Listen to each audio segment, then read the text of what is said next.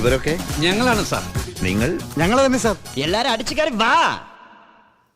Hello guys, hi, Joy talks എന്ന ഞങ്ങളുടെ ചാനലിലെ പുതിയൊരു വീഡിയോയിലേക്ക് നിങ്ങൾക്ക് എല്ലാവർക്കും സ്വാഗതം. അത് കഴിഞ്ഞിട്ട് പിന്നെ മൂന്നാമത്തെ ദിവസം കഴിഞ്ഞു, പിന്നെ നാലാമത്തെ ദിവസമായി. നാലാമത്തെ ദിവസം നമ്മളുടെ ഒരേ ഒരു ആക്ടിവിറ്റി എന്ന് പറയുന്നത് ഏറ്റവും ലെങ്തി ആയിട്ടുള്ള സഫാരി വേൾഡ് എന്ന് പറയുന്ന തായ്ലൻഡിലെ ഏറ്റവും കൂടുതൽ ആളുകൾ വിസിറ്റ് ചെയ്യുന്ന ഒരു സൂ എന്ന് പറയാം, സുവോളജിക്കൽ പാർക്ക്. അതെ, ഒരു സുവോളജിക്കൽ പാർക്ക് എന്ന് പറയാം. അവിടെ വളരെ മനോഹരമായിട്ടുള്ള ഒരു എക്സ്പീരിയൻസ് ആയിരുന്നു ഈ പറഞ്ഞ എന്താ പറയാ സഫാരി വേൾഡിൽ ഉണ്ടായിരുന്നത്. സഫാരി വേൾഡ് ഉണ്ട്, പിന്നെ മറൈൻ പാർക്കും ഉണ്ട്. രണ്ട് ഏരിയാസും ഒരുമിച്ച് തന്നെ ഉള്ളത്. അവിടെ നമുക്ക് ജീവികളെയൊക്കെ കാണുക എന്ന് പറഞ്ഞു കഴിഞ്ഞാൽ എന്താ പറയാ, ഇങ്ങനെ വാരി വലിച്ച് ഇട്ട പോലെ, വാരി വെതറി ഇട്ടതുപോലെയാണ് ജീവികളൊക്കെ കിട്ടുന്നത്. അതെ, വളരെ ഇങ്ങനെ നിറഞ്ഞിങ്ങനെ കിടക്കുകയാണ് ജീവികൾ. നമ്മളൊരു കാട്ടിൽ പോയാലും നമുക്ക് ഒരിക്കലും ജീവികൾ ഇങ്ങനെ നിറഞ്ഞിങ്ങനെ കിടക്കുന്നത് കാണാൻ പറ്റില്ല. പക്ഷെ ഇത് ഒരു എന്താ പറയാ, ഒരു മാൻമെയ്ഡ് ആയിട്ടുള്ള ഒരു മനുഷ്യൻ നിർമ്മിച്ചിട്ടുള്ള ഒരു സ്ഥലമാണ്. പക്ഷെ എന്നാൽ പോലും നമുക്ക് നാച്ചുറൽ ഹാബിറ്റാറ്റിനെ മിമിക് ചെയ്യുന്ന ഒരു ഫെൻസ് ഒന്നും ഇട്ടിട്ടൊന്നുമല്ലോ. പക്ഷെ നമ്മള് പോകുന്നു, അപ്പൊ നമുക്ക് കാട്ടിലെ പോലെ തന്നെ, പക്ഷെ പുൽമേടുകളും അതിന്റെ ഹാബിറ്റാറ്റിൽ തന്നെ മൃഗങ്ങളെ കാണാം. മൃഗങ്ങൾ എന്ന് പറയുന്നത് ഇഷ്ടം പോലെ ആനിമൽസ് ആണ്, എല്ലാ തരം ജീവികളും ഉണ്ട്. അതിപ്പോ എന്താ പറയാ, കാട്ടിലെ ഏറ്റവും ഇതായിട്ടുള്ള സിംഹമായിരിക്കോട്ടെ, അല്ലെങ്കിൽ കരടി ആയിക്കോട്ടെ, ജിറാഫ് ആയിക്കോട്ടെ, എന്താ പറയാ, അല്ലെങ്കിൽ പക്ഷികൾ ഉൾപ്പെടെ, അല്ലെങ്കിൽ എന്താ പറയാ മത്സ്യങ്ങൾ ഉൾപ്പെടെ നല്ല ഭംഗിയുള്ള രീതിയിലാണ് എല്ലാം ഇങ്ങനെ അറേഞ്ച് ചെയ്ത് വെച്ചിരിക്കുന്നത്. പിന്നെ ഇതിന്റെ കൂടെ നേരത്തെ ടൈഗർ പാർക്കിൽ പോയപ്പോൾ കണ്ടു എന്ന് പറയുന്ന പോലെ മനുഷ്യന്മാർ തന്നെ ട്രെയിനിങ് ചെയ്തിട്ട് പരിശീലിപ്പിച്ചെടുത്ത മൃഗങ്ങളെ കൊണ്ടുള്ള ഷോകളും അവിടെ ഉണ്ടായിരുന്നു. അതും രസകരമായിരുന്നു. നമ്മൾ ഇപ്പോഴും ആനിമൽ അബ്യൂസിനെ പ്രൊമോട്ട് ചെയ്യുന്നതല്ല, പക്ഷെ എന്നാൽ പോലും അത് രസകരമായിരുന്നു. അവിടെ ഡോൾഫിൻ ഷോ ഉണ്ട്, സീൽ ഷോ ഉണ്ട്, എലിഫന്റിന്റെ ആനകളുടെ വലിയ ഷോ ഉണ്ട്, ഒറാങ്ങുട്ടാന്റെ ഷോ ഉണ്ട്. പിന്നെ ഇതിന്റെ കുഴപ്പം എന്താണെന്ന് വെച്ച് കഴിഞ്ഞാൽ എല്ലാം കൂടി ഒരുമിച്ച് കാണാൻ പറ്റില്ല. നമ്മൾ ഒരു ദിവസം പരിപാടി, ഒരു ദിവസമായിട്ട് അവിടെ ടൈമിംഗ്സ് ആണ്, സിനിമ ഷോ എല്ലാത്തിനും ഫിക്സ്ഡ് ആയിട്ടുള്ള ടൈമിംഗ് ഉണ്ടാവും. അപ്പൊ നമ്മൾ ആ സമയത്ത് കറക്റ്റ് അവിടെ ചെന്നാൽ മാത്രമേ ഇത് കാണാൻ പറ്റുള്ളൂ. ഒന്നാമത്തെ കാര്യം, നമുക്ക് അതിനകത്ത് കയറി കഴിഞ്ഞാൽ നമുക്ക് വഴി മനസ്സിലാക്കാൻ കുറച്ച് ബുദ്ധിമുട്ടാണ്. വലിയ സ്ഥലമാണ്, ഒരുപാട് പരന്ന് കിടക്കുകയാണ്. അവിടെ എല്ലാം മാർക്ക് ചെയ്ത് വെച്ചിട്ടുണ്ട്. പക്ഷെ എന്നാൽ പോലും നമുക്ക് ഈ ഷോ നടക്കുന്ന അതേ ടൈമിൽ നമുക്ക് അവിടെ എത്തിപ്പെടുക എന്ന് പറയുന്നത് കുറച്ച് മെനക്കേടുള്ള പരിപാടിയാണ്. പിന്നെ അവിടെ ഈ ഒറാങ്ങുട്ടാന്റെ കൂടെ ഒന്ന് ഫോട്ടോ എടുക്കുന്ന പരിപാടി ഉണ്ടായിരുന്നു. മറ്റേ നമ്മൾ മുമ്പ് ടൈഗർ പാർക്കിലെ കാര്യം പറഞ്ഞ പോലെ ഇവിടെ കടുവക്കുട്ടീനെ പാല് കൊടുക്കുന്നത് നമുക്ക് വേണേൽ മടി വെച്ചിട്ട് ഫോട്ടോ എടുക്കാം. പിന്നെ അവിടെ വലിയ പരുന്ത് അല്ലെങ്കിൽ അവളുണ്ടാവും, എന്നെ കയ്യിൽ വെച്ചിട്ട് ഫോട്ടോ എടുക്കാം. പിന്നെ ട്രെയിൻഡ് ആയിട്ടുള്ള, അത് വീഡിയോസിൽ എല്ലാവരും കണ്ടു കാണും, ഒറാങ്ങുട്ടാനെ ഊഞ്ഞാലിരുന്നിട്ട് എല്ലാവരും കണ്ടിട്ടുണ്ടാവും. യൂട്യൂബിൽ ഉപയോഗിക്കുന്ന ആളുകൾ എല്ലാവരും തന്നെ കണ്ടിട്ടുണ്ടാവും, അല്ലെങ്കിൽ ഇൻസ്റ്റാഗ്രാമിലായാലും എല്ലാവരും തന്നെ കണ്ടിട്ടുണ്ടാവും അങ്ങനത്തെ ഒരു വിഷ്വല്. ഒരു നല്ലൊരു ഒരു ഒറാങ്ങുട്ടാൻ നിൽക്കുന്നുണ്ടാവും. എല്ലാ തരത്തിലുള്ള ഗോഷ്ടിയും കാണിച്ചിട്ട് ഒരു ഒറാങ്ങുട്ടാന്റെ ഒപ്പം നമ്മളൊരു ഊഞ്ഞാലിങ്ങനെ ഇരുന്നിട്ട് ഒറാങ്ങുട്ടാൻ നമ്മുടെ കൂടെ ഇങ്ങനെയൊക്കെ കാണിക്കുന്നു. പിന്നെ നമ്മുടെ ദേഹത്ത് ഇങ്ങനെ കൈയൊക്കെ വെച്ചിട്ട് ഇങ്ങനെയൊക്കെ കാണിക്കുന്നു. അതൊക്കെ രസകരമായിട്ടുള്ള ഒരു പരിപാടി. ഞാൻ ഈ പറഞ്ഞ പോലെ പട്ടായ, ബാങ്കോക്ക് ഇതേ സർക്യൂട്ട് തന്നെയാണ് ഞാൻ കവർ ചെയ്തത്.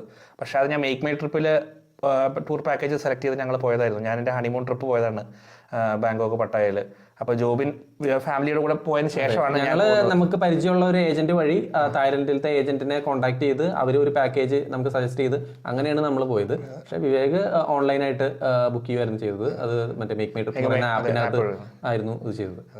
അപ്പോൾ മേക്ക് മൈ ട്രിപ്പ് വഴിയാണ് നമ്മൾ ബുക്ക് ചെയ്തത്. അപ്പോൾ അത് 4 night 5 day പാക്കേജ് എടുത്തിട്ട് ഇതേപോലെ തന്നെ ജോബിൻ ഫാമിലി പോയ അതേ ഇവർ പോയതുകൊണ്ടാണ് നമുക്ക് വ്യക്തമായിട്ടൊരു ധാരണ ഉണ്ടായിരുന്നു എന്താണ് കാണാനുള്ളത്. അപ്പോൾ അതനുസരിച്ച് ഞാൻ പോയിട്ടുള്ളതുകൊണ്ട് എനിക്ക് വിവേകിന് അവിടെ ചെന്ന് കഴിഞ്ഞാൽ എന്തൊക്കെയാണ് നമുക്ക് ഏറ്റവും എഫിഷ്യന്റ് ആയിട്ട് ചെയ്യാൻ പറ്റുക എന്നുള്ള ഒരു ഐഡിയ ഞാൻ പറഞ്ഞു കൊടുത്തിട്ടുണ്ടായിരുന്നു. അപ്പോൾ അതനുസരിച്ചിട്ടാണ് വിവേക് ഓരോ ഡേയും പ്ലാൻ ചെയ്തത്. അപ്പോൾ അതനുസരിച്ചിട്ട് നമുക്ക് കറക്റ്റ് ആയിട്ട് കാര്യങ്ങൾ ചെയ്യാൻ പറ്റി വിവേകിന്റെ കാര്യത്തിൽ. മേക്ക് മൈ ട്രിപ്പിലൊക്കെ കിടക്കുന്ന പാക്കേജ് ഒരു ബെയർ മിനിമം ഓരോ ദിവസം ഒരു ആക്ടിവിറ്റി എന്ന രീതിയിൽ മാത്രമേ ഉണ്ടായിരുന്നുള്ളൂ. പക്ഷെ നമുക്ക് കസ്റ്റമൈസബിൾ ആണ്.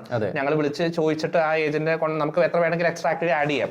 അങ്ങനെ ഇപ്പൊ ഇവരുടെ പാക്കേജ് പോലെ തന്നെ മാക്സിമം ആക്ടിവിറ്റി കുത്തി നിറച്ചു നമ്മൾ. എന്ന് വെച്ചാൽ നമുക്ക് അവിടെ ചെന്നതിന് ശേഷം ഒരു ദിവസം കൊണ്ട് എന്തൊക്കെ ചെയ്യാൻ പറ്റും എന്ന് നമ്മൾ അവിടെ പോയിട്ടുണ്ടെങ്കിൽ മാത്രമേ നമുക്ക് അറിയാൻ പറ്റുള്ളൂ. അല്ലെങ്കിൽ നമ്മൾ അനാവശ്യമായിട്ട് നമ്മൾ കുറെ കാര്യങ്ങൾ കുത്തി നിറച്ചു കഴിഞ്ഞാൽ ചിലപ്പോൾ നമുക്ക് ചെയ്യാൻ പറ്റിയെന്ന് വരില്ല. അപ്പോൾ നമ്മൾ ഓൾറെഡി ബുക്ക് ചെയ്തതിന്റെ കാശെല്ലാം വെറുതെ ഇതായി പോകും, വേസ്റ്റ് ആയി പോകും. അപ്പോൾ അതുകൊണ്ട് ഞാൻ ഓൾറെഡി പോയിട്ടുള്ള കാരണം എനിക്ക് എന്തൊക്കെയായിരിക്കും ഓരോ ഡേയിലും ചെയ്യാൻ പറ്റുക ഐഡിയ ഉണ്ടായിരുന്നു. അങ്ങനെയാണ് വിവേകിന്റെ ഇത് എന്താണ് ട്രാവല് പ്ലാൻ ചെയ്യുന്നത്. പിന്നെ ഞാൻ വൈഫിൻ്റെ കൂടെ ഹണിമൂൺ ട്രിപ്പ് പോയപ്പോൾ കൂടുതൽ മെമ്മറബിൾ ഇതേ പരിപാടികൾ തന്നെയാണ് നമ്മൾ ചെയ്തത്. പക്ഷേ കുറച്ച് എക്സ്ട്രാ വേറെ കുറച്ച് ആക്ടിവിറ്റീസ് കൂടെ ചെയ്തു. അത് ആക്ടിവിറ്റി അല്ല, നമ്മൾ സൈറ്റ് സീയിങ് പോയപ്പോൾ നമുക്ക് അവിടെ ഒരു റൺവേ സ്ട്രീറ്റ് മാർക്കറ്റ് എന്ന് പറയുന്ന സ്ഥലം ഉണ്ടായിരുന്നു പട്ടായയിൽ. അപ്പോൾ അവിടെ എയർപ്ലോ ഒരു ഫുൾ പ്ലെയിനിന്റെ മാതൃകയിൽ ഒരു സ്ട്രീറ്റ് ഫുഡ്. അപ്പോൾ നമുക്ക് ഈ പട്ടായയിലേക്ക് പോകുമ്പോൾ നിങ്ങൾക്ക് എല്ലാവരും കണ്ടിട്ടുണ്ടാവും തേളും പഴുതാരയും പാമ്പിനെയും മുതലേനെയൊക്കെ വറുത്ത് വെച്ചേക്കുന്നത്. അപ്പോൾ അതുപോലത്തെ അത് നമ്മൾ തിന്നു നോക്കിയില്ല, എനിക്ക് മുതലേ തിന്നു നോക്കണം എന്ന് ആഗ്രഹം ഉണ്ടായിരുന്നു. ഞങ്ങളപ്പോൾ ഉടനെ ഒരു പരിപാടിക്ക് അൽക്കസാർ ഷോ എന്ന് പറയുന്ന ഷോ കാണാൻ കയറാൻ നിൽക്കുമായതുകൊണ്ട് നമുക്ക് സമയം ഉണ്ടായിരുന്നില്ല. അത് കാരണം മുതലേനെ ട്രൈ ചെയ്യണമെന്ന് എനിക്കുണ്ടായിരുന്നു, പക്ഷേ അത് സമയം കിട്ടിയില്ല. മുതലേനെ ഫുൾ തല വെട്ടി വെച്ചിട്ട് അവർ വറുത്ത് ഗ്രില്ല് ചെയ്തുകൊണ്ടിരിക്കുകയാണ്, ഫുൾ ബോഡി സഹിതം. അത് കാണാൻ പറ്റി. പിന്നെ തേളും പഴുതാരയും എല്ലാത്തരം പ്രാണികളെ അവർ വറുത്ത് ഗ്രില്ല് ചെയ്ത് വെച്ചിട്ടുണ്ടായിരുന്നു. അതൊന്നും നമ്മൾ എന്തായാലും തിന്നു നോക്കില്ല. പക്ഷേ അതുപോലത്തെ ലോക്കൽ ക്യൂസീനുകളൊക്കെ ട്രൈ ചെയ്ത് നോക്കാനുള്ള സ്ട്രീറ്റ് ഫുഡൊക്കെ ട്രൈ ചെയ്യാൻ പറ്റുന്ന സ്ഥലത്തിലൂടെ കൂടെ നമ്മൾ നടത്തായിരുന്നു. പിന്നെ ഈ നേരത്തെ കോറൽ ഐലൻഡിൽ പോയപ്പോൾ നമുക്ക് പാരാസൈലിംഗ് ഭയങ്കര അടിപൊളി എക്സ്പീരിയൻസ് തന്നെയായിരുന്നു. നമുക്കിപ്പോൾ പാരാഗ്ലൈഡിങ് ചെയ്യാനുള്ള ധൈര്യമില്ല, ഇങ്ങനെ കൊക്കയെന്ന് ചാടി. ജോബിനൊക്കെ വേറെ സ്ഥലങ്ങൾ പാരാഗ്ലൈഡിങ് ചെയ്യുന്നുണ്ട്. ഞാൻ ഒരു തവണ പാരാഗ്ലൈഡിങ് ചെയ്തിട്ടുണ്ട്.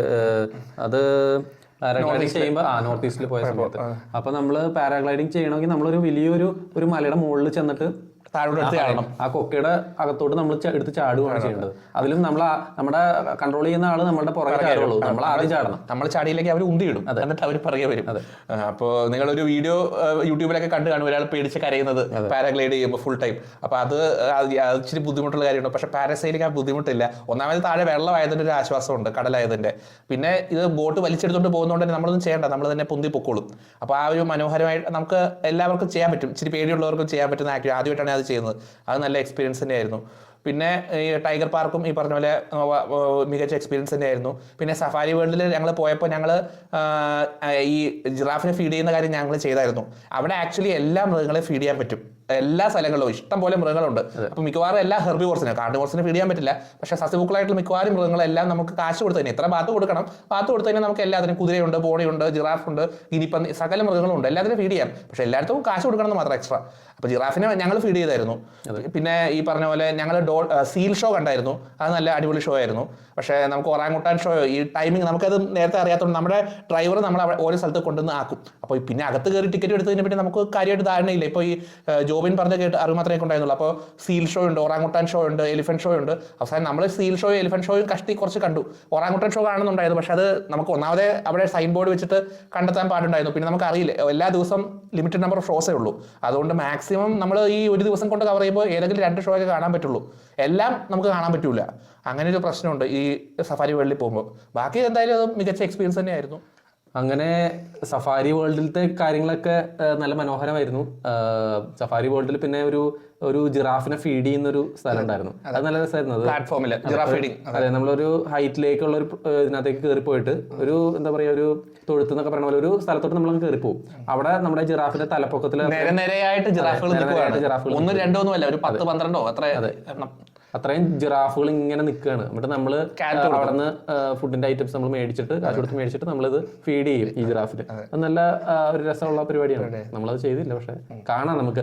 നമ്മൾ ഈ സഫാരി വേൾഡിലത്തെ ഈ നടന്നിട്ട് കാണുന്ന സംഭവങ്ങളെല്ലാം കഴിഞ്ഞു കഴിഞ്ഞാൽ പിന്നെ സഫാരി ആയിട്ട് തന്നെ ഉണ്ട്. നമുക്ക് വേറൊരു വണ്ടിയിൽ നമ്മൾ ഒന്നില്ലെങ്കിൽ നമ്മുടെ പ്രൈവറ്റ് വണ്ടിയിൽ പോവാം. മറീൻ പാർക്ക് ആണ് നമ്മുടെ ഈ സൂയിലാണ് ഈ പറഞ്ഞ നമ്മൾ മൃഗങ്ങളെ കാണുന്നതും അല്ലെ ഈ ഷോസ്, ഒറാങ്ങുട്ടാൻ ഷോ ഇതെല്ലാം കാണുന്നത്. അത് കഴിഞ്ഞ് സഫാരി വേൾഡിലെ സഫാരി എന്ന് പറയുന്നത് നമുക്ക് നമ്മുടെ തന്നെ വണ്ടിയിൽ നമുക്ക് സഫാരി ആയിട്ട് ഈ മൃഗങ്ങളുടെ ഇടയിലൂടെ സഞ്ചരിക്കാൻ പറ്റും. അതെ, അത് നല്ലൊരു രസകരമായിട്ടുള്ള ഒരു പരിപാടിയായിരുന്നു.